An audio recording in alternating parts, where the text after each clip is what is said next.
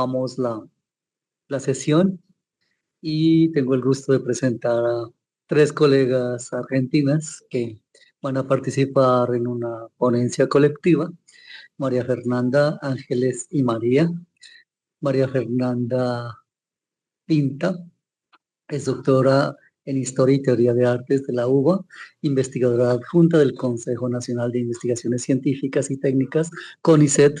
Es profesora de grado y posgrado de la Universidad de Buenos Aires y de la Universidad Nacional de las Artes de la UNA.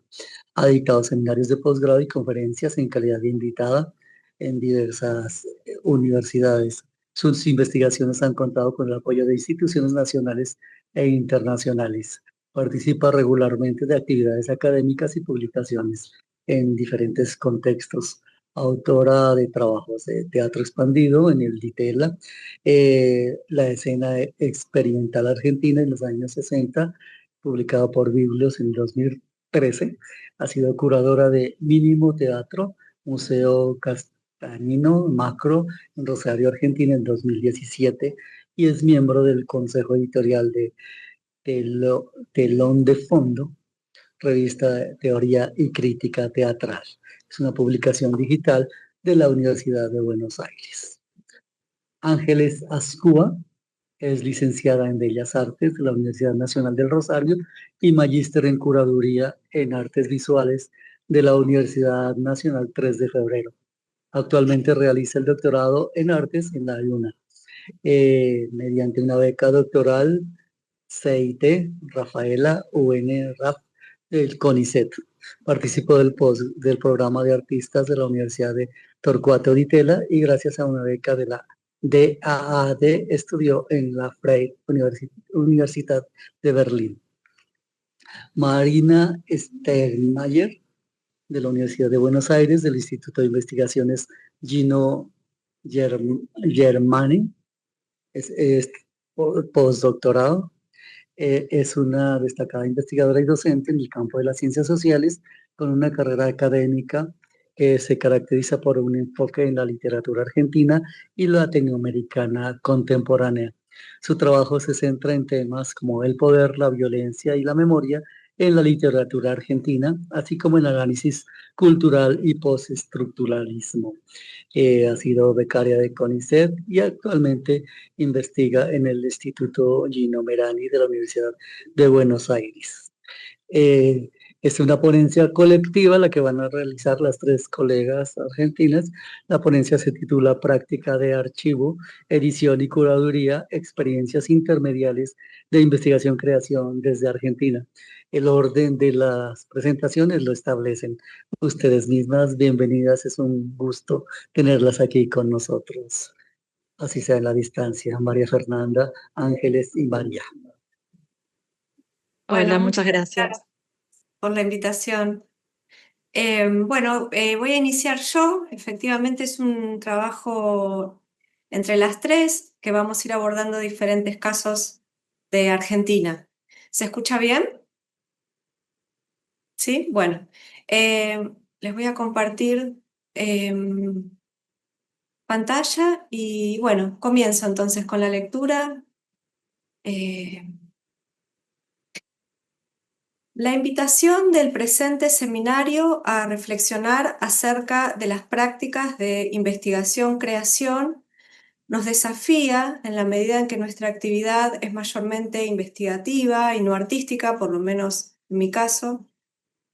Nos obliga entonces a pensar en nuestros objetos de investigación y también en nuestras formas de pensar y hacer investigación en artes. Como señala Willem Flusser, nos desafía a considerar nuestro propio gesto de buscar, a la luz de metodologías que cuestionan los modos académicos tradicionales e incluyen una apertura a modos de hacer propios del ámbito de la creación. En mi caso, particularmente, estas búsquedas se desarrollan en el campo de la historia y la teoría del arte, particularmente las artes escénicas, la curaduría y las prácticas de archivo con perspectiva intermedial. La pregunta inicial podría formularse de este modo. ¿De qué manera unas humanidades, abiertas ellas mismas a una epistemología y una sensibilidad artística e intermedial, podrían contribuir a reinvenciones y agenciamientos a la vez estéticos y políticos de nuestros entornos sensibles y de nuestros espacios culturales, investigativos y educativos? José Antonio Sánchez lo sintetiza, por ejemplo, del siguiente modo. Lo que propongo, cito, lo que propongo pues es que los académicos no tratemos de inventar nuevas metodologías que enseñar a los artistas, sino que busquemos en el trabajo de ellos que han investigado en su creación para encontrar las metodologías adecuadas a aplicar en la academia. Es la academia la que debe desplazarse al terreno artístico y no a la inversa. En una larga historia de desencuentros y desvalorizaciones, que son epistemológicas, ontológicas, ideológicas, entre ciencia y arte, entre teoría y práctica, entre el pensar y el hacer, el panorama actual no representa, sin embargo, un punto de llegada, sino, como advierte Óscar Cornago, la posibilidad de un punto de partida. Cito: entenderlo como materiales sobre los que construir las formas de actuar, sacar a la luz, hacer pública esa situación pragmática de un yo hablando a un tú, aunque quede necesariamente reinventada, implica construir una metodología sobre un presente concreto que configura a su vez una economía, una forma de plantear el poder, un modo de producción de relaciones, de afectos, redes e identidades, por inmaterial no menos real. El gesto de buscar. Entendemos por humanidades intermediales un campo de investigación en expansión, interesado en las múltiples maneras de configurar la experiencia, la memoria y las relaciones intersubjetivas a través de las imbricaciones, hibridaciones y cruces de lenguajes y medios, incluidos las artes, que conforman los diversos modos de producción, circulación y consumos culturales. Incorpora las tradiciones de los estudios lingüísticos, de comunicación, culturales, estéticos y de la historia del arte. Apunta desde estas tradiciones tanto a las interacciones entre distintos medios como al carácter impuro y mixto de todo medio, así como también a sus condiciones históricas, materiales, discursivas, institucionales, a su ontología relacional y a las mediatizaciones puestas en juego. Desde esta perspectiva, las artes constituyen laboratorios privilegiados de estos procesos, tanto por su capacidad de hacer visibles prácticas que cristalizan hábitos culturales y reproducen los programas técnicos que rigen nuestros entornos sociales, como por su potencia para perturbarlos, cuestionarlos y transformarlos. Por su parte, el ingreso de las artes a las instituciones universitarias, que tiene pocas décadas a nivel internacional y en Argentina también, este ingreso dinamiza las discusiones en torno a los paradigmas científicos y también artísticos en una clave que no es tanto o no solamente la de las formas de la representación, sino más bien la de las formas de actuación, de estar y situarse frente al mundo. Desde distintos campos, esta perspectiva ha tomado la forma de un giro performático, donde el arte aparece como una posición activa de reflexión, como posibilidad de conocimiento y colaboración puesta en escena, hecha cuerpo y proxemia, como proceso abierto a la duda, a la prueba, al error, al encuentro con los otros, al espacio público. Es allí, como señala Cornago, donde ciencia y arte pueden reencontrarse para repensar las formas del saber y vinculadas a ellas las formas del poder, advirtiendo al mismo tiempo aquello que se pone en juego en los usos y las rentabilizaciones políticas y económicas de los discursos y prácticas en torno al trabajo colaborativo e intelectual propias del capitalismo global contemporáneo. Desde los estudios intermediales, con una perspectiva particularmente atenta a las prácticas artísticas, Éric Meyulan observa, cito, «Lo que está en juego es el hecho general de relacionar formas de vinculación, modos de transmisión o comunicación, formas de registrar o rastrear experiencias. En definitiva, es un método. Por tanto, debemos pensar en qué es transmitir, desde el sentido más trivialmente técnico hasta los sentidos más intensamente sociales. Y es este el espíritu que moviliza el trabajo que llevamos a cabo desde el grupo de investigación, intermedialidad, artes, literatura y curaduría, del que formamos parte las tres, radicado en la Universidad Nacional de las Artes a través de sus distintos proyectos y espacios de intercambio y producción. Desde actividades más convencionalmente investigativas y de docencia, hasta una serie de actividades a las que le damos mucha relevancia, que son charlas, entrevistas públicas con artistas, curadores, críticos, que buscan poner en escena los procesos de creación e investigación y son actividades abiertas a toda la comunidad de la universidad.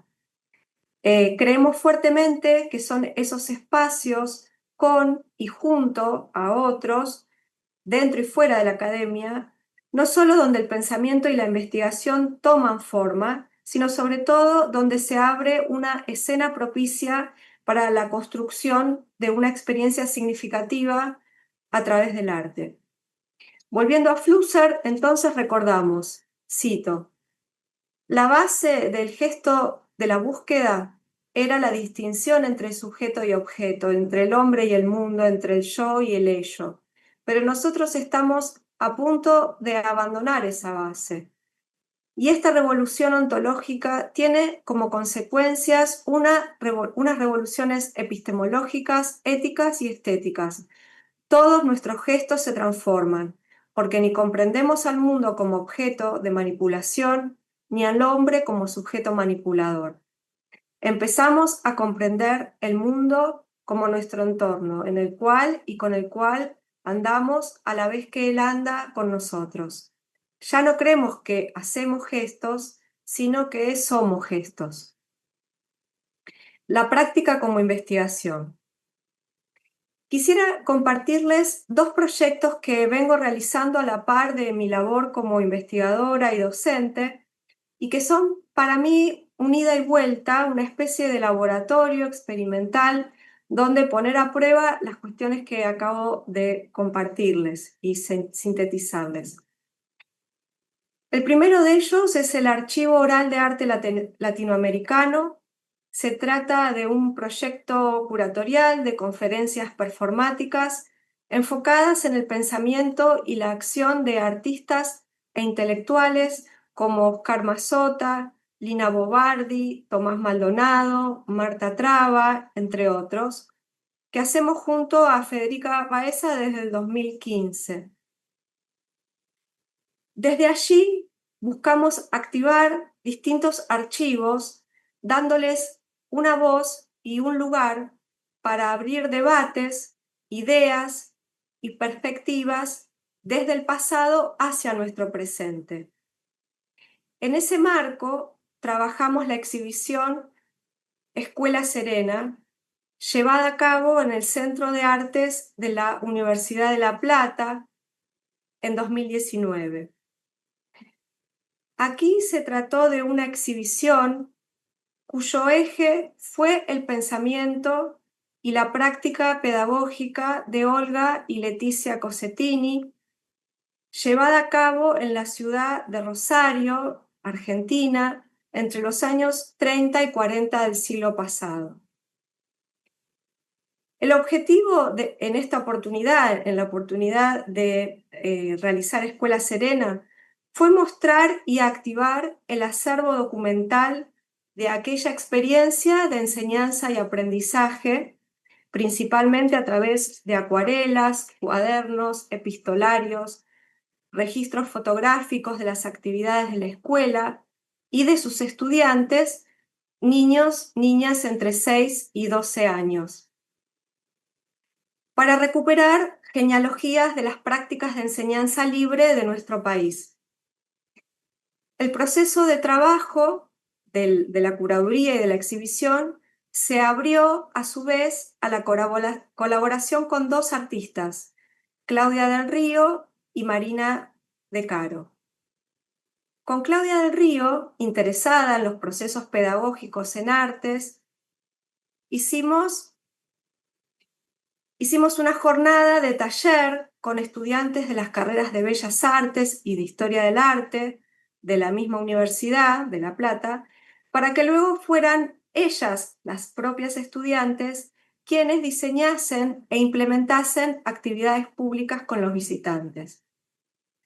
Con la segunda artista, y en relación a sus propias investigaciones, trabajamos en el diseño de una espacialidad que repensara los modos en que museos y escuelas programan y ciñen nuestros recorridos y nuestras formas de habitar esos espacios. De un ciclo de conferencias performáticas a una exhibición que procuró de todos modos mantener la dimensión oral del proyecto original a través de las actividades con y de las estudiantes, la curaduría tomó aquí la forma de una mediación y de un proceso de reflexión y acción entre historia pedagógica y artística, archivos, centro cultural, universidad, prácticas artísticas contemporáneas, comunidad universitaria y públicos. En la exhibición, el archivo se volvió público y compartido a través de las imágenes, las palabras y las acciones en los distintos ejercicios plásticos y de escritura, en las conversaciones, en los recorridos por el centro cultural, como una forma de activar y transmitir el legado pedagógico de la Escuela Serena y de su propia metodología, que era una metodología básicamente muy activa y vinculada de manera completa al arte.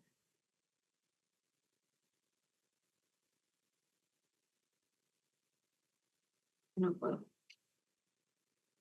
En términos generales, la curaduría del Archivo Oral de Arte Latinoamericano es también la oportunidad de poner en acción una actividad que tanto Federica como yo hacemos desde nuestro trabajo de investigación en historia del arte, que es el estudio de los archivos. Se trata de extender la reflexión en torno a las resonancias de la historia en el presente, pero no tanto como fuente o insumo para el discurso de la historia, sino como una inflexión singular atravesada por la experiencia de quien le pone el cuerpo a una palabra pronunciada a viva voz frente a otros. De allí la elección del género de las conferencias, ¿no? Que tiene ese carácter justamente oral y performativo. Así, la puesta en voz y en escena que proponemos desde el archivo se abre a la forma del ensayo, que como nos recuerda Óscar Cornago en otro de sus trabajos, el ensayo tensiona subjetividad y conocimiento de un modo comparable a la división entre la investigación científica y a la creación artística, por lo menos desde la tradición de la modernidad. Para una academia interesada en formas alternativas a la investigación científica tradicional, o por lo menos como se ha establecido en el último tiempo, las prácticas ensayísticas abren un campo de exploración productivo, dice el autor, entendido no solo como un resultado o como un producto, ¿no? La idea del ensayo como proceso abierto, work in progress, sino que en el caso de la investigación que propone Cornago ofrece sobre todo un modo de hacer, un método. Y dice Cornago, el género ensayístico se construye a la vez que se desarrolla como un tipo de práctica, es decir, no solo el resultado de ese hacer, sino también como un hacer en sí mismo, como un modo de estar y operar. Por detrás del ensayo se deja ver el gesto del que maneja los archivos. La actitud del que busca los restos, del que habla y negocia para fabricar nuevos testimonios. La posición manual del que recorta y pega las noticias, del que monta el dispositivo, del que describe cuidadosamente cada pedazo de la historia y la coloca en un sitio preciso, construyendo una obra que en sí misma va a convertirse en un laberinto y en una forma de construir laberintos, en una historia y en un modo de situarse frente a la historia, en un hacer y en una forma del hacer, es decir, en una metodología. Se trata entonces de un hacer que despliega los procesos, los gestos, los materiales, y ello nos recuerda al Atlas Mnemosine de Avi Warburg, ejemplo paradigmático de las búsquedas de las humanidades y de la historia del arte en pos de refundar sus metodologías. Creemos que, por ejemplo, la metodología de Warburg ha nutrido también las prácticas artísticas contemporáneas, sobre todo, y que esa relación es un ida y vuelta sumamente productivo para pensar ambas actividades.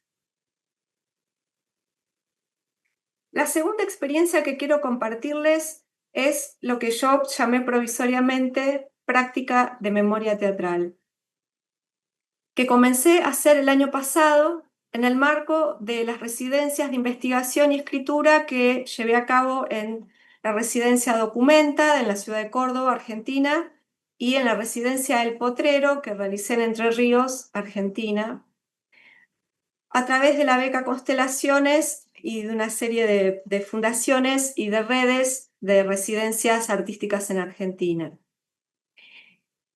que tuvieron una convocatoria. La convocatoria me interesó particularmente porque la invitación llevaba a reflexionar sobre las bibliotecas como espacios, decía la convocatoria, de reserva del patrimonio y la memoria cultural frente al avance de las políticas neoliberales, políticas presentes, políticas que nos tocan vivir ahora.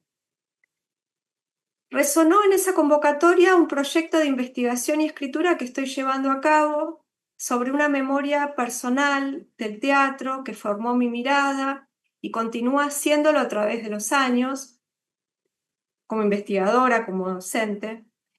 Mi memoria teatral se basa igualmente en múltiples bibliotecas y en aquellas experiencias de lectura iluminadoras, en permanente ida y vuelta con los teatros vistos y que para mí son los teatros vivos, aún hoy. Las residencias consistieron en hacer memoria, recoger fuentes, bosquejar las primeras escrituras, y también consistieron en invitar a las comunidades locales a compartir mi proceso de trabajo. Así, pensando en la forma en que quería darle a esos encuentros, surgió la idea de hacer una práctica de memoria teatral colectiva. Recordar nuestras experiencias teatrales, encontrar formas de traducirlas en palabras, ensayar historias compartidas, dejar que aparezcan las dudas, los olvidos, escuchar y vivenciar esos teatros vistos por otros. El teatro tiene la particularidad, la singularidad de que ocurre en ese aquí y ahora en la que muchas veces no hay registro. Y me parecía que poder compartir y visualizar de alguna manera a través del relato de otros era un modo de ver esos teatros también.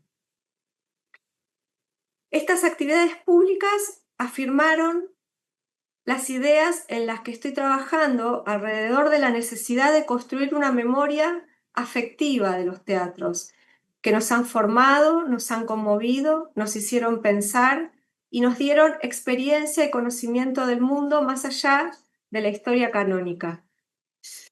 Las reuniones con las comunidades también me permitieron vislumbrar la importancia de hacerlo colectivamente, horizontalmente, como una forma de construir una comunidad y una identidad compartidas.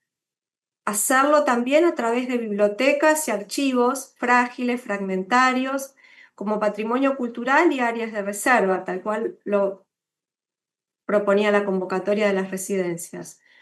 Por tanto, más allá de la escritura de mi propia memoria teatral, las experiencias me han dejado con el proyecto de, en una segunda etapa, promover estas prácticas de memoria teatral en diferentes comunidades y localidades del país.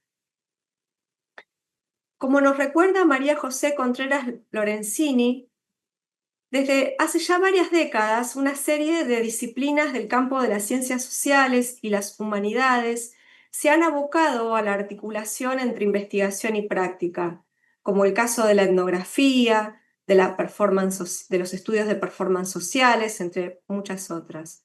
A su vez, la atención a las interacciones entre los cuerpos, a las prácticas como formas de vinculación material y a los conocimientos y experiencias que desde allí se producen, resultan ejes centrales de las metodologías de investigación artística llevadas a cabo al interior de los espacios académicos.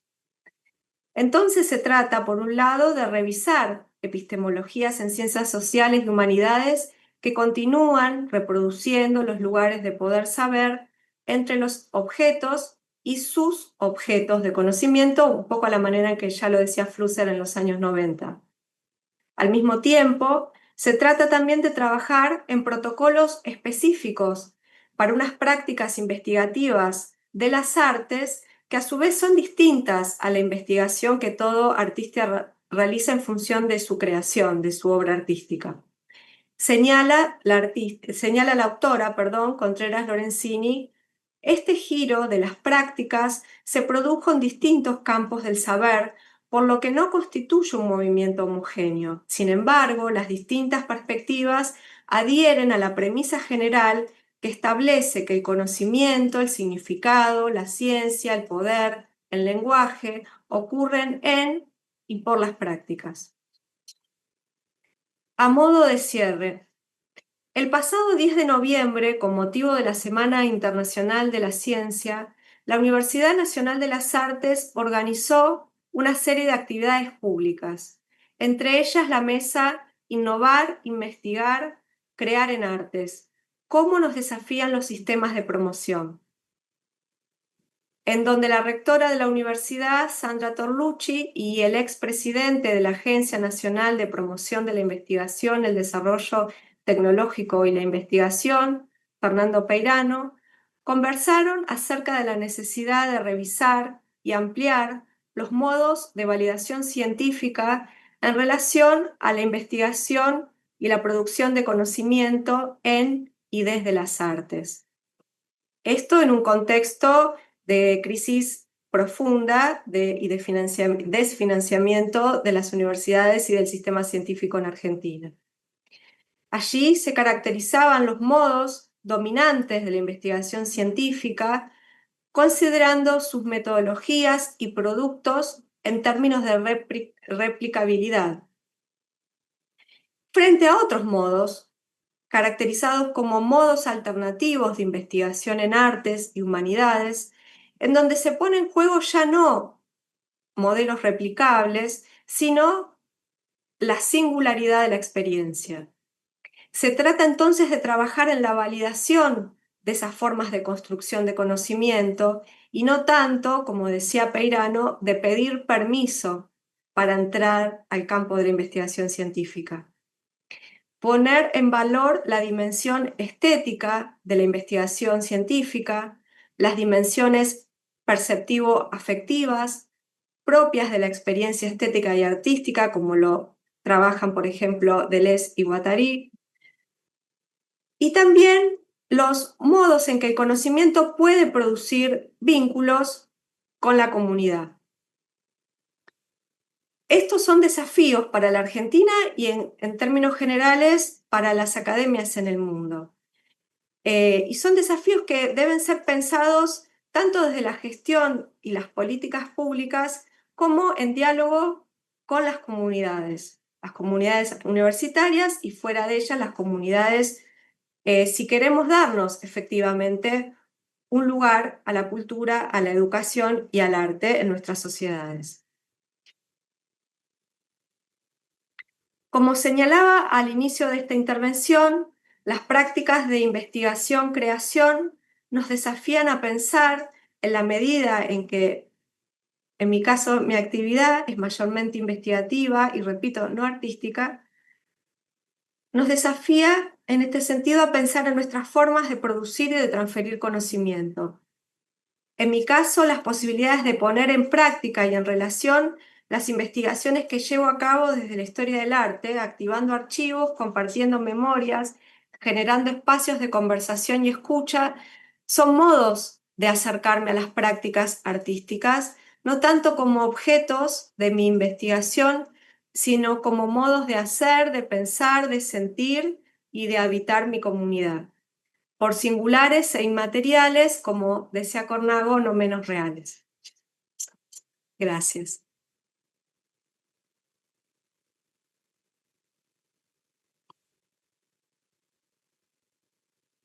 Bueno, continúo yo. Bueno, hola, buenos días a todos en Colombia, buenas tardes ya en Buenos Aires. Mi nombre es María Stegmayer y bueno, quisiera agradecer en primer lugar al doctorado en estudios artísticos de la Universidad Distrital Francisco José de Caldas por la invitación. Y bueno, yo quería, como dice la primera imagen, compartir con ustedes la reflexión sobre la experiencia de imaginar y materializar un catálogo editorial, entendido como un conjunto de prácticas, justamente como decía Fernanda, que no se separan, sino que involucran y arrastran muchos de los procesos que se vinculan a aspectos de mi vida y trayectoria académicas, tanto desde la crítica cultural como desde la docencia en ciencias sociales, artes y humanidades, y que se intersectan y actúan con distintas comunidades más acá y más allá del ámbito universitario. Y en efecto, bueno, conversábamos mucho con mis compañeras en la necesidad justamente de producir encuentros y reflexionar sobre la porosidad de estas actividades para no consolidar su divorcio, sino para pensar un conjunto o ensayar una serie de puentes, de articulaciones. Y efectivamente mi propia trayectoria no se desvincula de haber terminado pensando un sello editorial y que ese sello editorial se dedique a la publicación de ensayo. Así que primero quería comentarles un poco, bueno, cómo surge, ya en la segunda imagen, Fer, objetos personales, hacerles una prehistoria, una breve historia del proyecto, mostrarles en qué consiste el catálogo y después reflexionar sobre el ensayo como forma crítica y como un modo eso de establecer puentes entre la academia y las artes. Bueno, Objetos Personales surge en primera instancia como un proyecto editorial digital dentro de una editorial que se llama UBU Ediciones, y esa instancia, que fue entre el 2022 y el 2023, la hice junto a Fernanda Pinta, a quien recién escuchamos, y como directoras de colección, o sea, primero Objetos Personales fue pensada como una colección editorial, ideamos y discutimos una primera puesta en forma de la experiencia. Bueno, y ese espacio de conversación y de trabajo fue muy importante para mí, muy enriquecedor, y ambas coincidíamos en que queríamos editar ensayo literario, sin renegar del género en sus formas más clásicas, pero con la idea de abrirnos también a pensar, a investigar y a experimentar con apuestas que de distinta manera pusieran en foco la materia de los procesos creativos, estimularan los cruces entre escritura y visualidad, y de alguna manera también reflexionaran sobre la propia práctica, tanto de escribir ensayo como de esa cualidad reflexiva que tiene el género, que nos parecía que hablaba en gran medida de muchas de nuestras experiencias contemporáneas. Bueno, y ya en 2024 el sello se convierte en un sello editorial independiente y comienza además su vida en papel bajo mi dirección, imprime y distribuye sus 4 primeros títulos. Y bueno, y la medida que se vaya ampliando el proyecto, la idea es ir publicando ese primer catálogo digital inicial, del que ya se publicó uno de los títulos, Serial Spoiler, de Leticia Obeid.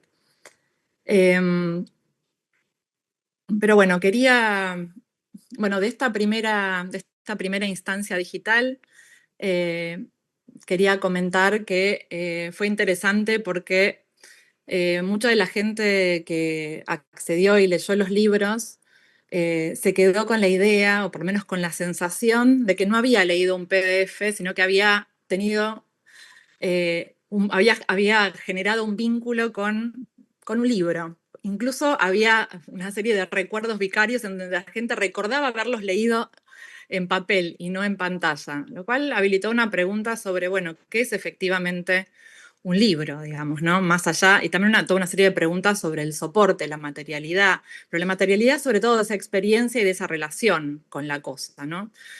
Digamos, no era inmediatamente obvio qué se podía generar frente a un PDF o frente a un libro digital y frente a un libro físico. Pero bueno, para mí eso quedó como una suerte, digamos, de resonancia y me hizo pensar y después incluso necesitar ese salto o ese pasaje al papel como forma de seguir amplificando la experiencia editorial. Así que después de ese breve lapso digital, efectivamente los ensayos aparecieron, empezaron y espero que sigan apareciendo en papel. Y en la siguiente imagen les comparto algo digamos, de la declaración editorial o de ese statement editorial que dice, bueno, somos una editorial independiente con sede en Buenos Aires que se propone difundir el trabajo de escritores y artistas contemporáneos, publicamos ensayo literario, crónica y más, y me interesa esto, retener. Nos interesan los textos levemente distraídos del eje de los géneros, dispuestos a abrirse a la rareza y a exponerse en los vaivenes del hacer. Pensamos la edición como un proceso abierto a las colaboraciones y a los acompañamientos creativos, a los cruces entre palabra e imagen, con especial énfasis en las experiencias sensibles contemporáneas y en las técnicas y medios a través de las que damos forma a nuestros entornos, a nuestras interacciones, a nuestro pensar y sentir. Pero bueno, quería detenerme un segundo en esta idea de ensayos distraídos del eje de los géneros, dispuestos a abrirse a la rareza y a exponerse en los vaivenes del hacer. Me interesaba la distracción, irse un poco del eje, que se liga a la idea de la dispersión como forma de investigación creadora.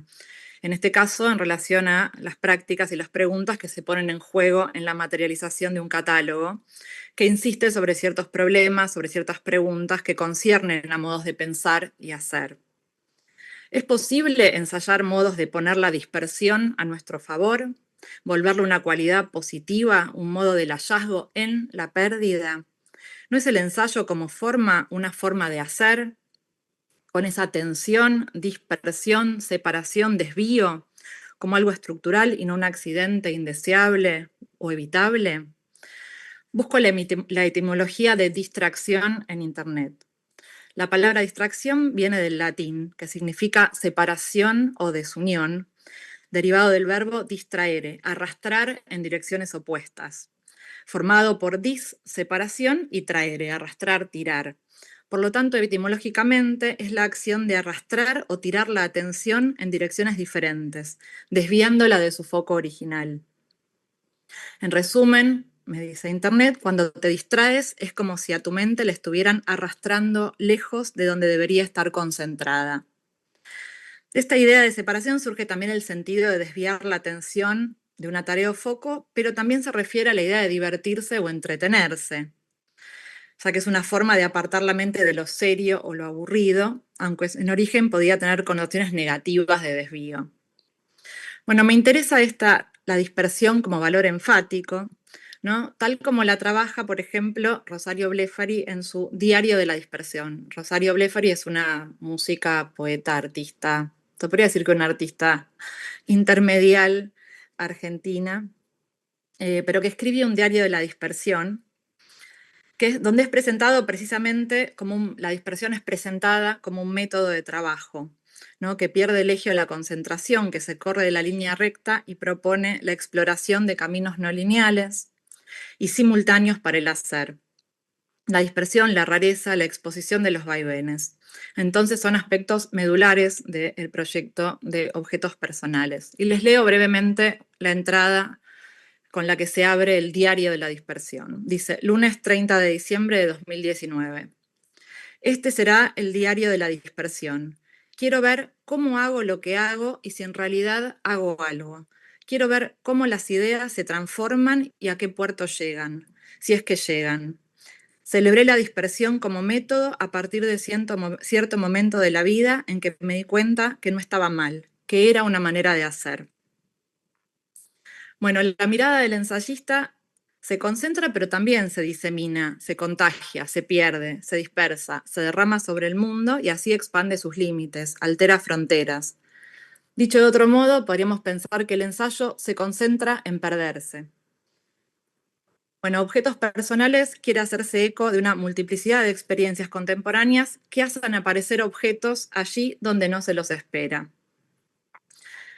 Desde este marco general, entonces, quería referirme a la construcción del catálogo a partir de 3 dimensiones o momentos. Ahí ya aparece, bueno, uno de los primeros libros del catálogo del escritor argentino Eduardo Muslip, Diccionarios, pequeño ensayo ilustrado, que es un ensayo en primera persona sobre los diccionarios, las enciclopedias, las lenguas, los viajes, sobre los diccionarios y las enciclopedias, no solo como emblema del saber y incluso podríamos decir, de cierta materia del saber para cierta clase social, para cierta generación, o sea, que cruza distintas determinaciones, y también sobre los procesos de aprendizaje, y también sobre esa cualidad física que supone nuestra relación con el objeto libro justamente como un objeto fuertemente intermedial.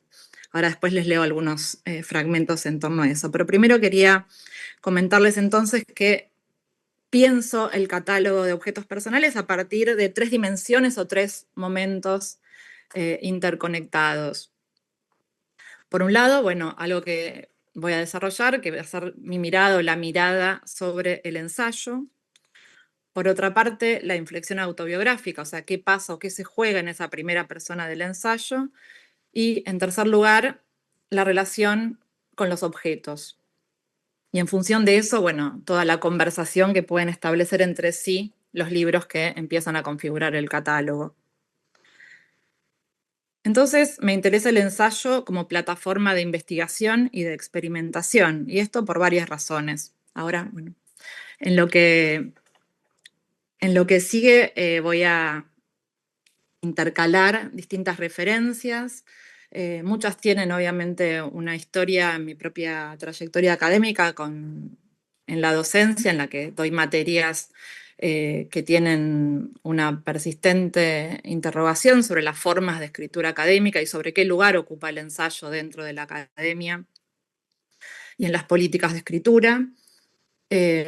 Así que voy a hablar, bueno, ya dije algo de lo de Rosario y la dispersión, pero bueno, voy a intercalar referencias a un ensayista chileno, Martín Cerda, que escribe un libro que se llama La palabra quebrada, ensayo sobre el ensayo, bueno, a los pensadores de Frankfurt, sobre todo Benjamin y Adorno, quienes también tienen una reflexión intensa sobre las formas y el lugar del ensayo en relación a la producción de conocimiento crítico y en relación a la estética y la academia y la ciencia, en esas tensiones del ensayo con esos otros ámbitos. A Nelly Richard, la filósofa chilena, a Max Bense, a Roland Barthes y a Alan Pauls, quien dictó un seminario sobre el ensayo que nutre gran parte de lo que para mí fue después una serie de condiciones para la producción del catálogo. Así que les leo una cita de Max Bense que dice: escribe ensayísticamente el que compone experimentando, el que vuelve y revuelve, interroga, palpa, examina, atraviesa su objeto con la reflexión. Me interesaba pensar justamente el ensayo porque es un caso de escritura, ¿no?, que involucra de modo privilegiado la lectura como práctica y también la reflexión sobre lo que lee. Involucra reflexión o pensamiento y es por eso que muchas veces parece caer por fuera de lo creativo o de las prácticas de ficción, en donde estaría privilegiada más esa dimensión de la invención. Y en este sentido, como práctica entre comillas, no creativa, el ensayo quedaría del lado de la academia. Pero a la vez es un género, ¿no?, que no deja de traer tensión en las academias, ¿no? Es un género menospreciado, tratado a veces con desdén por la academia. A su manera constituye a veces un tabú, por distintas razones, ¿no? De qué se lo ha acusado al ensayo, de falta de rigurosidad, por su laxitud, por su indefinición, ¿no? Aparece como una práctica de escritura muchas veces sospechosa o sospechada, ¿no?, por su falta de autoridad y respaldo, por su dudosa rigurosidad, por su anacrónica o escasa bibliografía. Eso por una parte, y además, como podemos ver, es un género, ¿no?, que aparece viciado por lo personal, amenazado por la subjetividad. Comporta variables que se van del campo de lo verificable. Todo esto puede constituir una serie de motivos de tensión, incluso de menosprecio del ensayo como práctica dentro o en los bordes de la academia, pero a la vez en la academia habría algo así como una suerte de nostalgia del ensayo, ¿no? El ensayo aparece como algo deseado, incluso añorado justamente, aparece como un lugar de deseo, justamente por constituirse con estas variables como una suerte de tabú, ¿no? Es eso que no se puede hacer, ¿no? Por su libertad, por su impulso pasional, por su fuerza deseante. Bueno, esta dimensión del deseo me parece también fundamental. Otra de las que trabaja la relación tensa del ensayo con la academia es Nelly Richard, donde dice justamente que en el ensayo se juega el saber, pero un saber parcial, que pone de relieve precisamente el no todo, ¿no?, que se asocia a esa actitud de recomienzo de las pruebas, de lo plural, de lo provisorio, pero no por eso menos exigente, ¿no? Se trata de otra relación con el saber, y esto me interesa particularmente. Dice Richard, un saber que mediante cortes y montajes convierte lo discontinuo en la oportunidad de salirse de la representación finalizada de un todo. El saber de la precariedad con el que me vinculé a lo largo de mi trabajo ensayístico se transmutó de registro según la variedad de los contextos para oponerse de distintas maneras al manejo del conocimiento seguro, cuyas reglas explicativas se llevan mal con el suspenso, la ambigüedad, la incertidumbre, las paradojas del sentido. Bueno, ahí aparece en pantalla una cita de Paloma Vidal sobre el libro de Eduardo. Bueno, después voy a hablar un poco de los libros, pero quería, antes que nada eso, decir algunas cosas sobre por qué el ensayo sería el territorio en el que me parece interesante desplegar este catálogo como investigación, creación. Bueno, el ensayo resalta ante todo por esta condición plástica, ¿no?, por todo eso que se permite incorporar, ¿no?, y el cuerpo será una variable central, ¿no?, por todo lo que incorpora de otros campos, medios, territorios, retóricas, registros, materiales, ¿no? Es una especie, digamos, de eglusión y de montaje constante de eso que viene de afuera, ¿no? Y eso al mismo tiempo pone al ensayo constantemente en crisis, porque se instala en esas zonas de inestabilidad o de inquietud, decía yo, ¿no? Se concentra en perderse. ¿Por qué? Porque constantemente apuesta a puntos de cruce, a la contaminación, a la mezcla, incluso a esa indistinción, ¿no? Frente a un ensayo uno bien puede preguntarse, ¿qué es esto? ¿Cuál es el tema? ¿De qué me están hablando?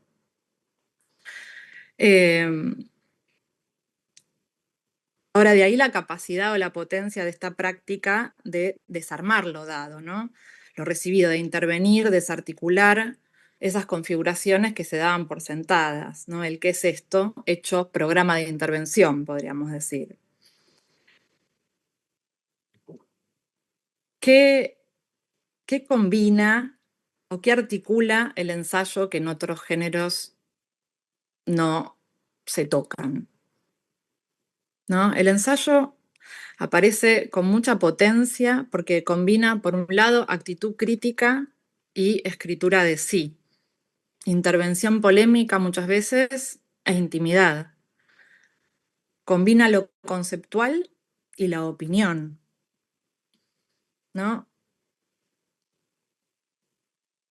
Aparece a la vez como un género que, si bien lleva 5 siglos y pensamos en sus inicios con Montaigne, aparece como un género totalmente contemporáneo, incluso que envejece mucho mejor que otros géneros, como la novela, por ejemplo. O sea, leemos a Montaigne y tiene absoluta contemporaneidad.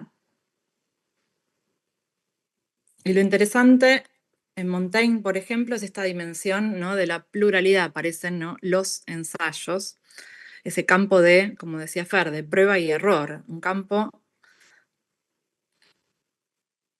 que aparece más rico quizá que otros géneros, para componerse con estos modos, yo hablaba de los vaivenes del hacer, con estos modos fragmentados de la vida contemporánea en los que entramos y salimos, y donde ese afuera del texto nos tensiona más. El segundo momento era la dimensión autobiográfica, ¿no? Me interesa la primera persona del ensayo, pero siempre a partir del rodeo por el objeto. Por el rodeo que exige el objeto del ensayo, ¿no? En este caso, incluso si se trata del propio yo o de un aspecto propio, me parece importante ese trayecto que tiene que pasar por la exigencia, por la pregunta y por el enigma que impone una alteridad, ¿no? Por más íntima que sea. Es decir, el ensayo, todos los ensayos del catálogo tienen una inflexión fuertemente autobiográfica, donde se narran experiencias, donde se narran esas relaciones atravesadas por la clase, la generación, el afecto, con el objeto, pero ese objeto de alguna manera le hace una resistencia a lo que sería un discurso meramente egocentrado, narcisista, ¿no? Sino que más bien aparece el yo en el ensayo como un objeto también de duelo, digamos, ¿no? Se escribe, cuando se escribe esa experiencia, se deja de ser justamente el sujeto para pasar a ser algo así como un objeto.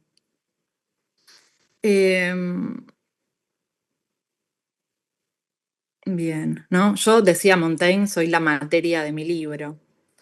Bueno, estas imágenes tenían que ver con mostrar un poco que el catálogo, además de incluir la dimensión narrativa del ensayo, aparece aparecen una serie de imágenes, una impronta visual. En el caso de Leticia Obeid aparece un ensayo visual en el centro del libro. Y también otra de las dimensiones, otro rasgo que quería resaltar del ensayo en relación al objeto ahora es esta variedad o heterogeneidad temática, ¿no? Que es una de las marcas del ensayo. No puede haber ensayo sobre prácticamente cualquier cosa, ¿no? Esa versatilidad, de alguna manera, es uno de sus rasgos. Y también es un rasgo que vuelve sobre esta idea de tentativa en el sentido de prueba y error, ¿no? Está acá la pulsión experimental del ensayo, que es esa idea de ser siempre un intento recomenzado, ¿no? En donde en realidad nunca se agota ese objeto, ¿no? Y no solo no se agota el objeto, sino que el sujeto del ensayo es aquel que no sabe bien eso que está haciendo. Adorno hablaba de cierta inocencia, Alan Pauls habla de una vocación de fracaso en el ensayista. ¿No? Y como no logra decir bien eso que está diciendo, tiene que repetirse, tiene que volver, cambiar de objeto, tiene que probar y fracasar, ¿no? Como si esto fuera su condición misma, ¿no?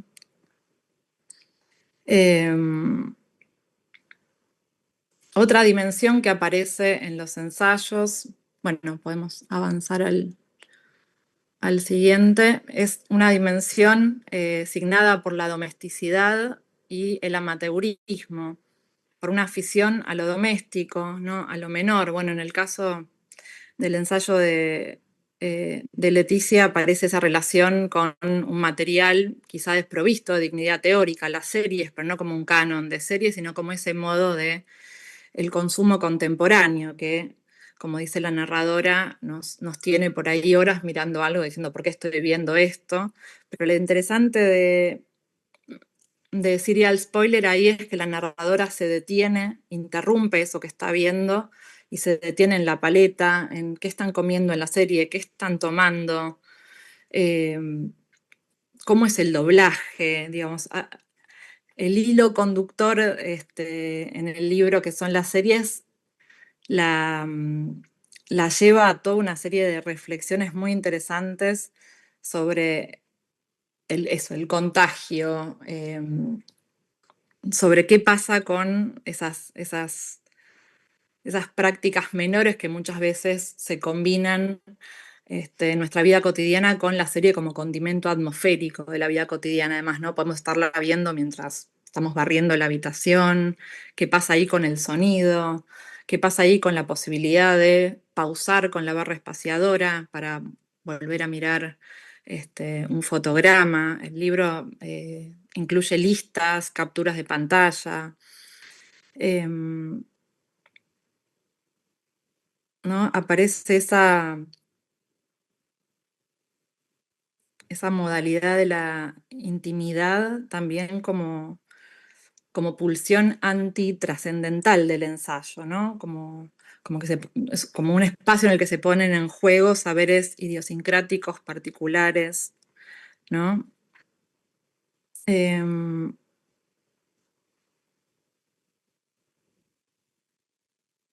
Bien. Bueno, y Lo que llevo conmigo, otro de los títulos del catálogo, en este caso una edición bilingüe, también está articulado con una serie de fotografías de objetos cotidianos. Y aparece justamente esta dimensión de los objetos.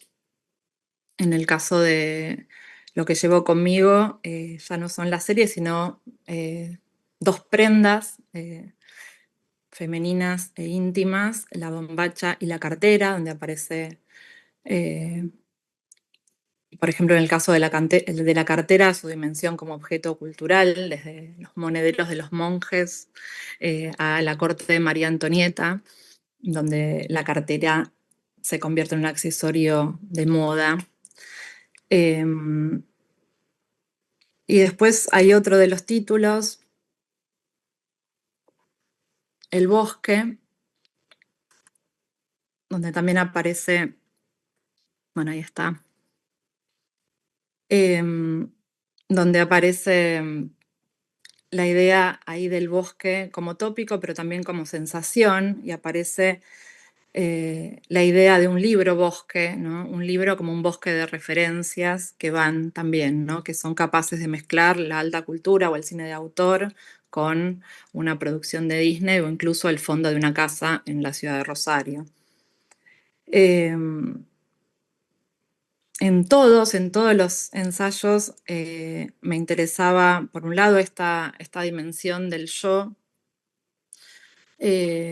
como objeto, digamos, de la reflexión, dado a ver como una suerte de pieza anatómica, así decía Montaigne, donde me doy a ver y muestro mis músculos, huesos, tendones, me pulo sin cesar, porque sin cesar me describo, y al describirme interviene sobre sí, se altera, se transforma. Roland Barthes pensaba en el uso reflexivo del verbo escribir como un escribirse, como convertirse en objeto de una escritura, como al tatuarse. Es decir, un yo no tanto como tema, y esto también aparece en el bosque, sino como página, ¿no? Como una superficie sobre la cual se escribe alterando a ese yo.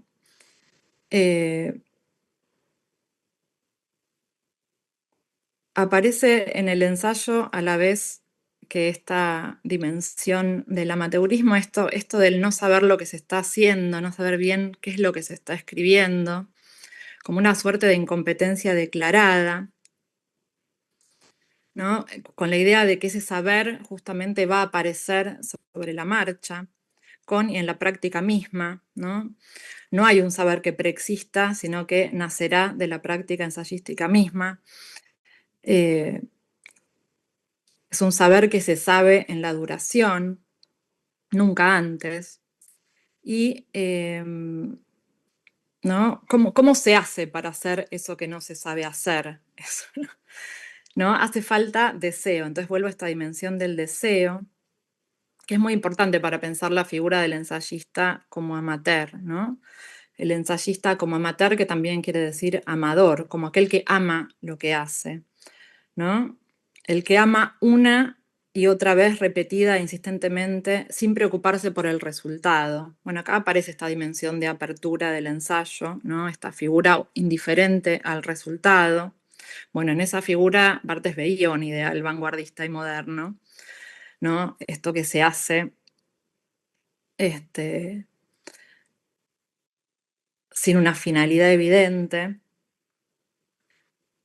Entonces, bueno, me parece que esta relación con el no saber, esta dependencia de la práctica, de la domesticidad y de la afectividad, y esta relación con un deseo que insiste, son tres motivos en que se cifra mi apuesta al ensayo como investigación y ese rechazo del que empecé a hablar de la academia respecto de las escrituras ensayísticas, ¿no? Esta falta a veces de auspicio institucional, ¿no? Y esa asociación también del ensayo con cierto capricho, cierto egotismo, cierto hedonismo relacional yo. ¿No? Adorno decía que el amateurismo del ensayo reflejaba el ocio de la infancia, ¿no? Y esa pasión o ese deseo se moviliza en primer lugar en relación a lo que han hecho otros antes, algo que han hecho otros antes y que el ensayista ha amado o odiado, ¿no? Y ese elemento pasional o ese elemento pulsional del orden del deseo es central para la práctica, ¿no? Eso aparece, bueno, no voy a leer ahora fragmentos de los libros, pero aparece en los 4 títulos. Esa dimensión pasional, visceral con la cosa, ¿no? Así que el ensayo, la voz ensayística se mueve en el elemento de los afectos, ¿no? Y guiada por los afectos hace su evaluación y a la vez obliga a reflexionar sobre los afectos, ¿no? No hay una neutralidad enunciativa ahí, se está en esa comunión afectiva con el objeto como están los niños entre sus objetos.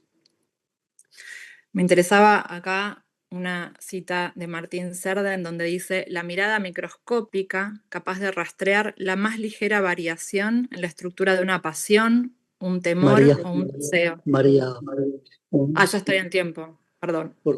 para que tengas en cuenta que vamos Sí, hasta sí, la sí. 1 y para que le dejes el tiempo a Ángeles. No, Esto, bueno, ya termino acá, listo. Bueno, termino, perdón. Termino entonces para dejarle a Ángeles y después en todo caso seguimos conversando entre todos. Gracias. No quiero quitar más tiempo.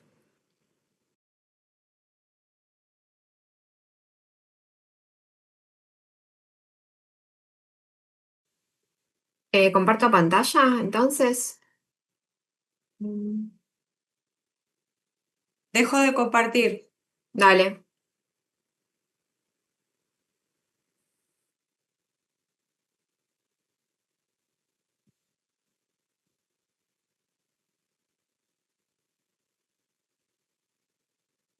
Bueno, ¿ahí se ve bien? Gracias, buenísimo. Bueno, muchas gracias por la invitación y por el espacio para mostrar este trabajo.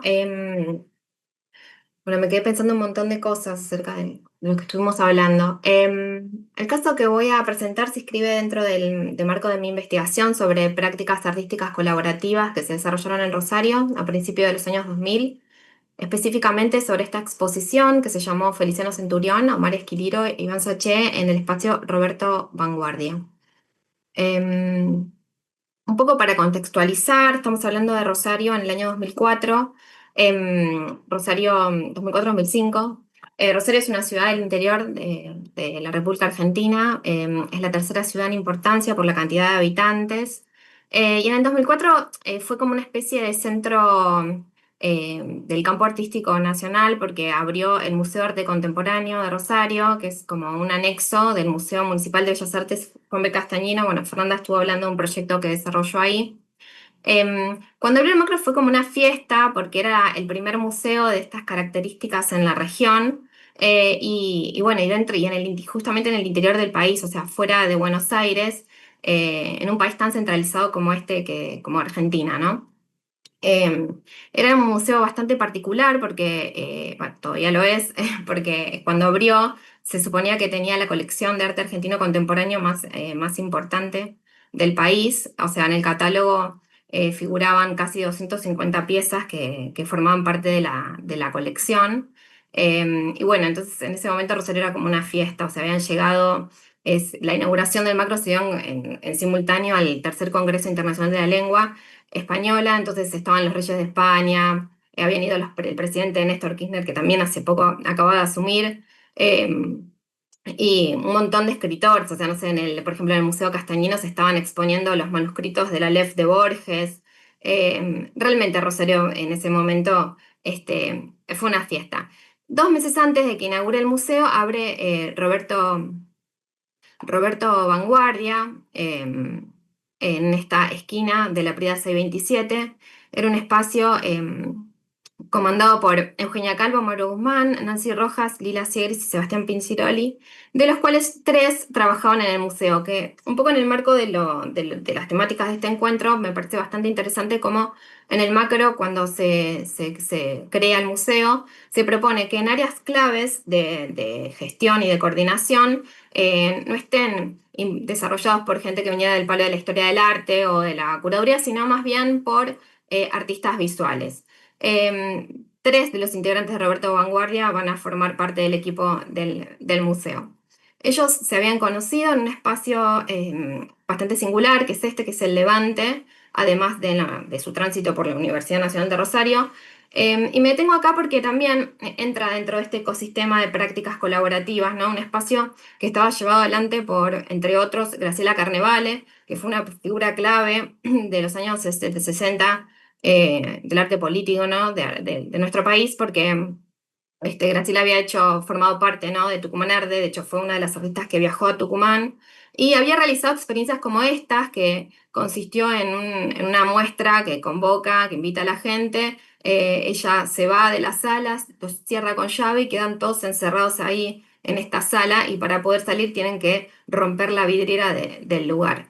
Y yo creo que como este tipo de experiencias de alguna manera se derramó sobre esta generación de los 2000, ¿no? Al tratar de hacer como generar espacios de encuentro, un poco que rompieran justamente, ¿no? con el límite, ¿no? entre el arte y la calle, el arte, ¿no? Y las instituciones.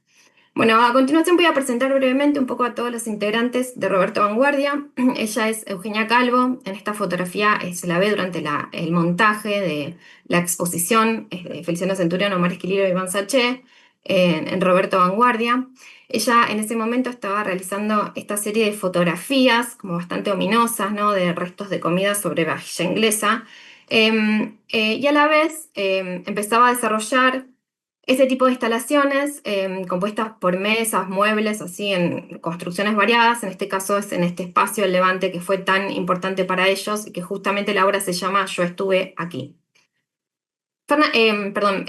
Eugenia Laves en el museo, ella era la coordinadora del área de educación y desarrollaba como programas muy innovadores como curador polimodal, que se trataba de una convocatoria abierta que realizaban desde el museo, un poco para activar esa colección nueva, novedosa, que era patrimonio de todos los rosarinos, y invitaba a los estudiantes, adolescentes de la escuela secundaria que presentaran proyectos como para desarrollarlos ahí en el museo, y utilizando el museo también como un espacio, ¿no? de experimentación y sobre todo de cercanía, ¿no?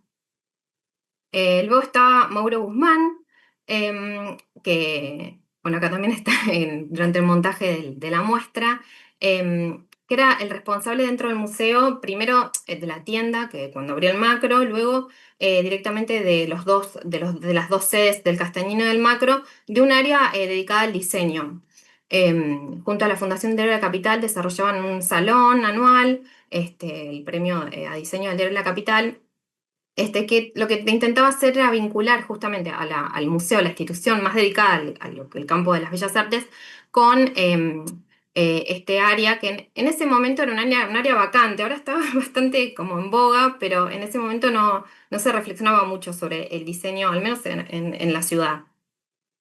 Y un poco todas estas experiencias, esa mirada sobre la cultura popular, ¿no? Y el diseño se veía también a través de su obra. Él, en ese momento desarrollaba unas esculturas compuestas con bidones, baldes y mangueras, pero también se veía en esta otra producción que realiza luego, que son una serie de películas en las que él oficia tanto director como performer, guionista.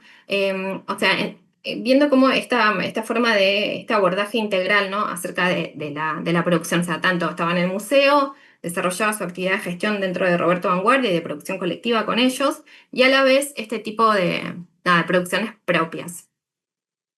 Otro de los miembros era Sebastián Pinchiroli, un pintor como muy realista, hiperrealista, también interesado por la cultura popular y por trabajar sobre íconos que vinculaba con la ciencia ficción.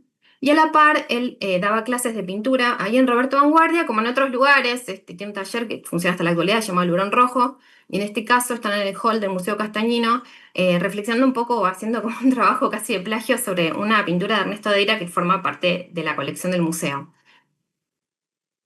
Luego estaba Lila Siegrist, que también estaba como muy abocada a reflexionar un poco sobre el revisionismo en torno a la historia del arte, local específicamente. Ella en ese momento realizó esta exposición que se trató de Domínguez de Entrecasa, que recupera las pinturas de un artista ribereño, así muy popular, llamado Raúl Domínguez, cuyas obras ni siquiera integraban el acervo del museo, y ella lo que hace es fotografiarlas e intervenirlas y mostrarlas en un lugar extraartístico como era la casa de su abuela. O sea, no las muestra ni en el museo ni en una sala de exposiciones, sino en el living comedor de la casa de su abuela. Invita a todos los concurrentes, una especie de happening en el cual la abuela lee unas palabras dedicadas a su nieta, y muestra sus fotografías. A la par, ese mismo año de Roberto Vanguardia, realiza esta acción que era Convite Convido, que repartía bolsitas de pororó en el monumento a la bandera, que es como quizá el lugar más emblemático de la ciudad y de los más emblemáticos del país. Y por último, Nancy Rojas, cuya labor era fundamental para Roberto Vanguardia porque ella se dedicaba a la historia del arte, o sea, ella era la responsable del área de colección del museo, y en Roberto Vanguardia, de alguna manera, era que ponía en palabras palabras y conceptos, todo lo que ahí se desarrollaba. Por eso es difícil encontrarlas en las fotos, porque era la que estaba registrando casi todo. A la par hacía este tipo de producciones, en las cuales ella se fotografiaba sosteniendo estas pancartas que extraían declaraciones de artistas de la ciudad. Una es del pintor Daniel García y otra es sobre el artista Graciela Sacco. Entonces ahí como se ven claramente como su trabajo, ¿no? Vinculado a la historia, ¿no? Era la que elaboraba los perfiles y las fichas técnicas de cada una de las obras que ingresaban en la colección de este museo nuevo, se trasladaba, ¿no? También a su propia producción. Bueno, de alguna manera, todos estos perfiles, ¿no? Estos itinerarios sobre la vida de estos artistas reflejan cómo tenían esta perspectiva integral, o sea, cómo podían desarrollar su obra de manera individual, pero a la vez generar instancias de mediación entre las obras, no solo las propias, sino las públicas, con la ciudadanía. Y desde un enfoque siempre muy revisionista, o sea, ahí vimos las obras de Lila Siegrist, tanto la de Eugenia Calvo, la de Nancy Rojas, están revisando un poco lo que sucedía dentro de la historia local. Y también tratando de insertar como estos personajes dentro de una historia global. Roberto Vanguardia, que esta es la sala de exhibición que contaban en la casa, ellos compartían ahí sus talleres, pero a la par habían armado esta sala de exhibiciones, podrían ser clasificados entre los espacios alternativos, ¿no?, que circularon en Argentina, sobre todo después de la crisis del 2001. Sin embargo, su posición no era para nada contraria o opuesta a lo que eran instituciones tales como el museo. Uno de los momentos cumbres de Roberto Vanguardia, que tuvo una muy corta duración, o sea, duró menos de un año, o casi un año, fue durante la primera Semana del Arte de Rosario, que se llevó a cabo entre el 28 de marzo y el 3 de abril de 2005. El evento era organizado por el museo, era una manera de dar a conocer esa copiosa colección tan importante que tenían de arte contemporáneo a la ciudadanía de Rosario. Entonces lo que realizan es, durante unas semanas, arman una agenda muy completa con los espacios culturales de la ciudad, que son muchos, y a la par arman una especie de sociedad con las vidrieras y los locales comerciales de la Peatonal Córdoba, que es el centro de la ciudad, que al ser Rosario una ciudad medianamente chica, o sea, decir, bueno, más o menos chica, o sea, podían concentrarlas todas en las cuadras, serán 10 cuadras que tienen la peatonal. Entonces, por ejemplo, como se ve en esta foto, te puede ver parte de la peletería humana, que había realizado una obra de Nicola Costantino, en la vidriera de Falabella, o en una casa de blanquería y de sábanas, y se veía uno de los colchones icónicos de Claudia Fontes. Y así era una manera de alguna manera, acercar la colección a la ciudadanía, no que el ciudadano estándar se tenga que trasladar al museo, sacar una entrada para poder conocer su patrimonio. Y a este programa, Nancy Rojas lo denominó como la dimensión performativa de la colección, y cómo la colección era activada a través de este tipo de iniciativas. Bueno, en esta carta se ve cómo es la invitación que le realiza el museo a Roberto Vanguardia, diciéndole ella, y además se ve también un poco la ambición de todo el proyecto, esto de tratar de insertar a Rosario, competirle a Buenos Aires como capital cultural del país. Dice, bueno, durante esta Semana del Arte va a pasar de todo, va a ser el evento más importante del país, y se desarrollaba durante la entrega, la celebración de un premio que se le había dado a Rosario desde el Programa de las Naciones Unidas para el Desarrollo. Así que los incitaba a formar parte. En respuesta, un mes más tarde, esta carta, Roberto Vanguardia acepta la invitación, pero pide en préstamo 2 obras de la colección del museo. Las obras que solicitan préstamo se tratan de 2 piezas como emblemáticas de los años 90, específicamente son obras que estaban vinculadas o icónicas de lo que era la Galería del Centro Cultural Ricardo Rojas, que funcionaba acá en Buenos Aires, un espacio público de la Universidad de Buenos Aires, que durante los años 90 estaba la estética como que estaba muy vinculada a, digamos, un imaginario doméstico, así como muy popular, de fácil acceso, como se ve claramente en esta pieza de Omar Esquiliro, ¿no? Él realizaba esta obra con palanganas y elementos así, caireles de lámparas, ¿no? Como muy cotidianos. Y a la vez, era la primera vez en el relato así de lo que se considera el arte argentino, la historia del arte argentino, que la dimensión íntima y personal aparecía como discurso, ¿no?, dentro de las obras. Son artistas cuya generación estuvo atravesada por la crisis del VIH, entonces tuvieron una corta vida y como una actividad a la vez como muy vital, ¿no?, y como muy intensa. Otra de las piezas que piden en préstamo, finalmente la Esquililo no se la prestan, pero sí le prestan esta obra que se llama Oturas, que es una obra emblemática de Feliciano Centurión.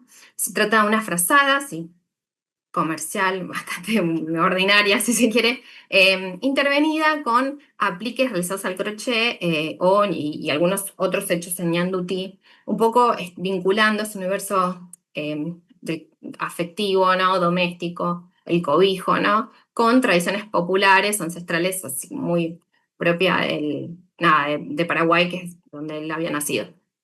Bueno, el museo cede en préstamo esta pieza y así se inaugura la exposición, que duró apenas unas horas. Fue desde las 7:30 hasta las 12 de la noche, que eso era lo que habían considerado que el museo podía prestarle la pieza. Complementaban la exposición las obras completaban la exposición a la obra esta emblemática de Feliciano Centurión, un video bastante en particular en la que ellos habían armado una réplica de la frazada de Feliciano Centurión, y aparece, estos son stills del video, aparece un perro que la está destrozando.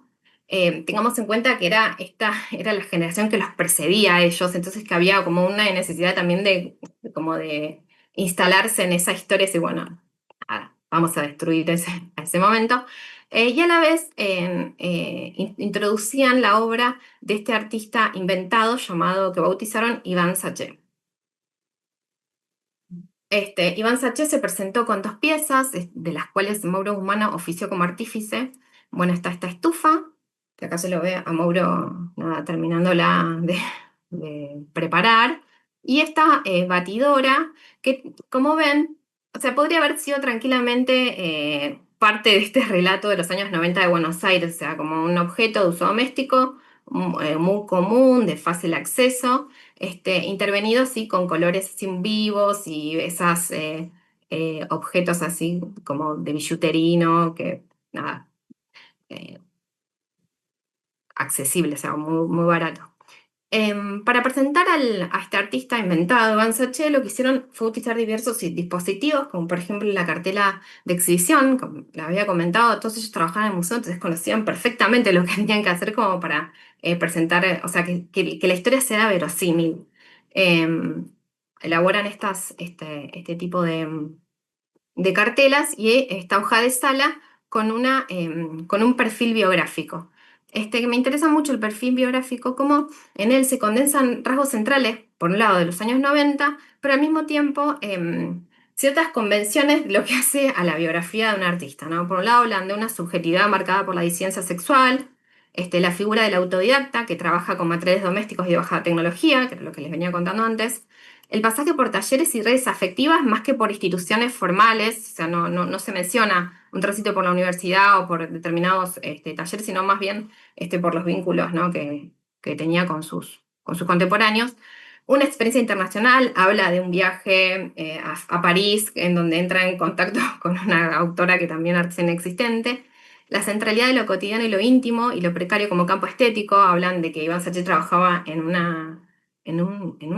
como una especie de mecánico, como mecánico de autos y de reparación de objetos domésticos, de pequeños electrodomésticos. Y una vida breve atravesada por la fragilidad corporal, un poco haciendo eco, ¿no? Él supuestamente había vivido hasta los 30 años, haciendo eco de lo que pasaba con la crisis del VIH. Al reunir esos elementos dentro de la biografía de Iván Sachet, un poco evidenciaban lo que es la uniformidad del lenguaje, ¿no? De estos relatos oficiales que se construyen institucionalmente, por un lado riéndose, ¿no? Y a la vez criticándolos, ¿no? Explicando cómo los mecanismos que se reproducen como para validar una obra, incluso una identidad de un artista, y cómo a veces las instituciones moldean esas identidades.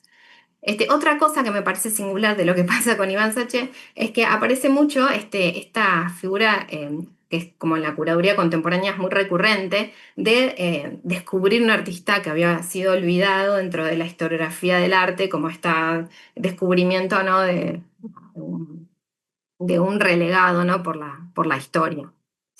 Bueno, Nancy Rojas describe la operación muy elocuentemente, la voy a citar. Queríamos ampliar el espectro de los debates instalados pertinazmente, anclando nosotros esferas de la construcción discursiva con la puesta en juego de una praxis experimental donde se combinara tácticas visuales, curatoriales y críticas.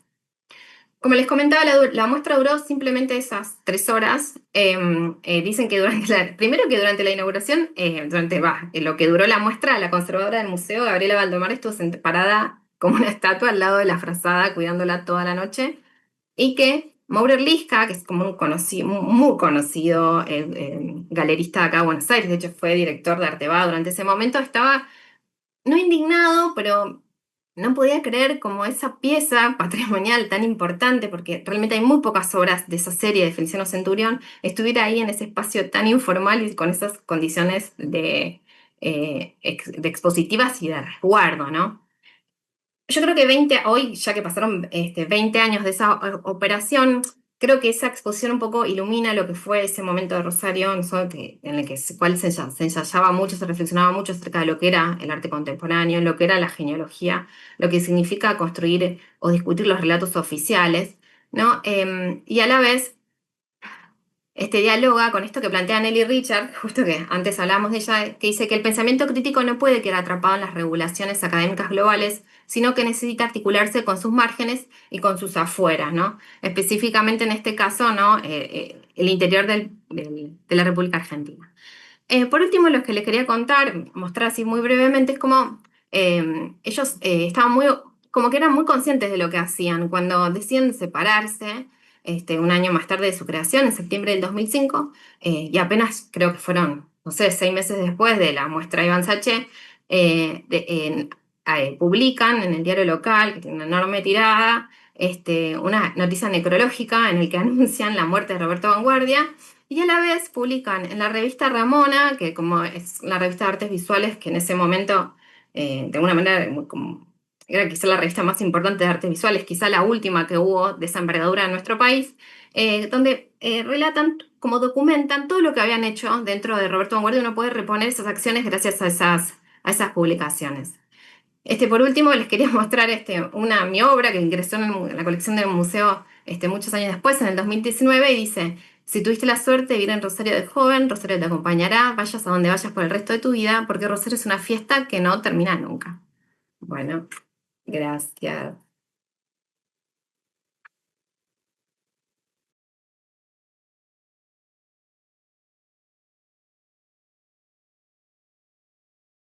Espero que lo escuchen. Muchas gracias a las tres. Estamos un poquito cortitos de tiempo. Quería hacerles solo una pregunta. Creo que a todos nos surgieron. Si llegan más preguntas, le puedes dejar. Es que tenemos aquí mucha retroalimentación.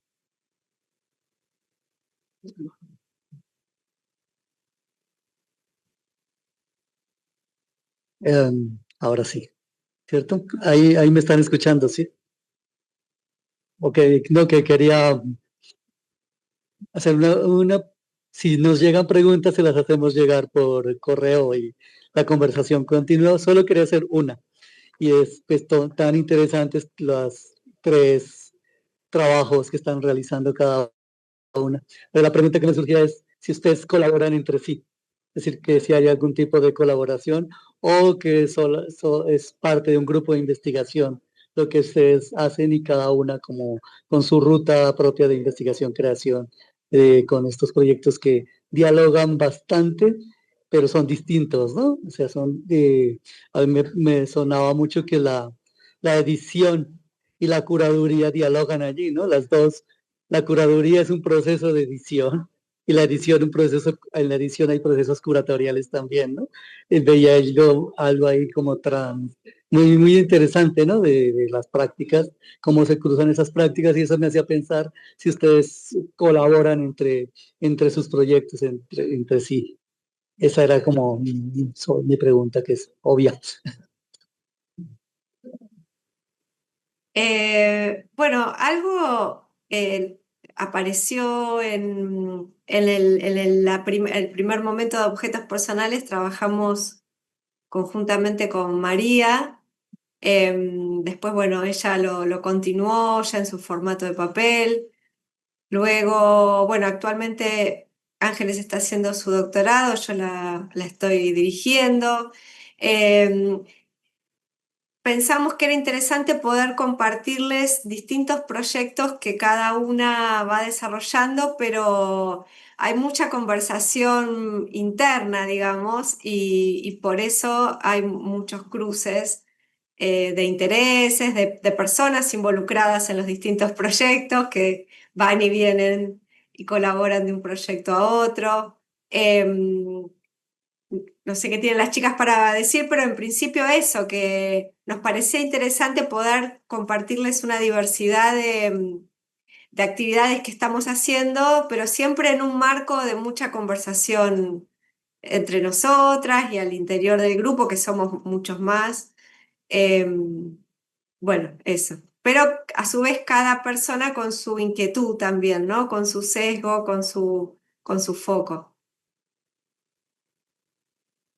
Sí, totalmente. Bueno, sigo el orden de la exposición, digo algo breve, eso, que efectivamente hay una conversación explícita y también una que aparece ahora como acontecimiento, porque yo veo las tres exposiciones juntas y encuentro un montón de canales de diálogo y de comunicación y de articulación, pero recién pensaba un poco que un interés común, creo, es en poner en valor ese momento de la preparación de los materiales, justamente de ese interés en pensar la materialidad de los procesos en todas sus dimensiones, no solamente la materialidad de los vínculos y los modos de la afectividad, los intercambios que pasan por la domesticidad, pero que ingresan a la academia, al museo, que pasan por la calle, ¿no? Todos esos vaivenes del hacer que involucran nuestra práctica y que, bueno, yo no tuve tiempo de leer fragmentos de los libros, pero creo que se ponen en escena tanto en los trabajos de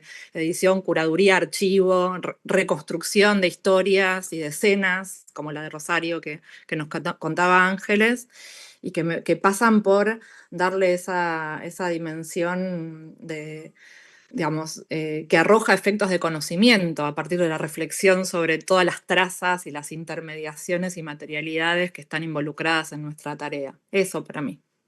Y nada, me puso muy contenta de escucharlas.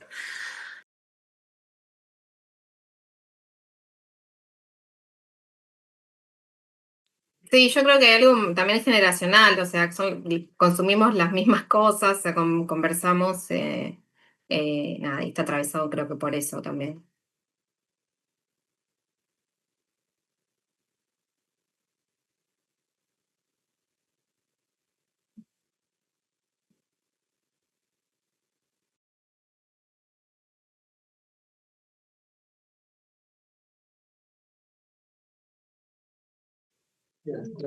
¿Ya?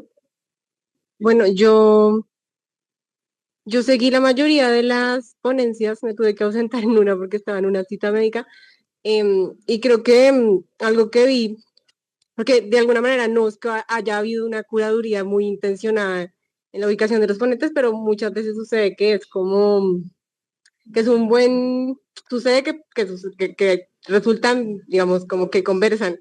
Y algo que vi, digamos, de lo que escuché que planteaba el maestro Ricardo y que les escuché también como hacia dónde lo direccionaron las chicas, es como esta puesta en valor, pues digamos, a veces desde el archivo, pero algo también de lo que decía María, como de, digamos, de esta otra parte, que puede ser de lo que queda o de lo que está previo a la cosa, eh, que merece que se le dé valor a posteriori o que se le dé valor como en un continuum, ¿no?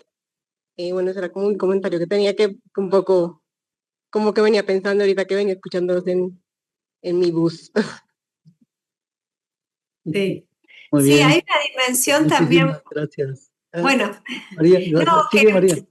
hay una dimensión brevemente, pero hay un interés por la dimensión pública de esos archivos y que inicialmente no la tienen, salvo que alguien muy puntualmente los investigue. Entonces, esa posibilidad de abrirlos y de compartirlos a una comunidad mayor también es un interés, tanto en la edición como en la curaduría, como en el archivo, como darles mayor visibilidad. Y otra cosita que pensaba también es como algo de esa dimensión de objetos y materiales que no tienen de movida una dignidad teórica y que sin embargo son centrales para estas construcciones, como desde los materiales, eso que son ahora ya obviamente emblemáticos de la escena de los 90, pero yendo más adelante, es a ese consumo de esos materiales de la industria cultural, a veces degradados como ciertas series, mal dobladas, con subtitulado, pero de las que se puede hacer una reflexión, incluso producir interrogaciones teóricas más que relevantes sobre el mundo contemporáneo, o del rescate de esas memorias locales, teatrales, de las que hablaba Fer, que muchas veces no ingresan ni siquiera a la dignidad del archivo, porque son de personas comunes, sencillas, y darle a eso una vuelta me parece central, y entre las que compartimos por lo menos la experiencia de eso, de la universidad pública en Argentina, ¿no? Y el modo en que hoy está siendo amenazada. Muchas gracias a las tres y de nuevo vamos a cerrar con un aplauso para ustedes.